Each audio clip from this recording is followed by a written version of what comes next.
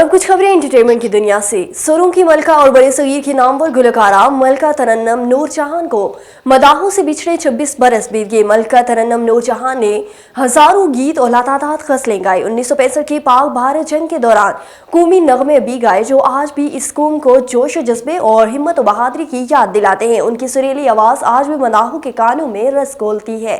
बॉलीवुड की scandal queen अदाकारा Kangana Ranaut global superstar Diljit Dosanjh के दिफा में सामने आ गई। अदाकारा कंगना रनावत एक पब्लिक टॉक में कहती नजर आई कि गानों और फिल्मों से अल्कोहल बेर अल्फाज निकालने से कुछ नहीं होता। अगर मुल्क को अल्कोहल फ्री मिलनी शुरू हो जाए तो शराब को सिरे से खत्म करना होगा। अदाकारा का कहना था कि आर्टिस्ट पर इल्जाम लगाना आसान होता है जबकि ऐसा नहीं होना चाहिए। लोगों में आगाही फैलाने की जरूरत है।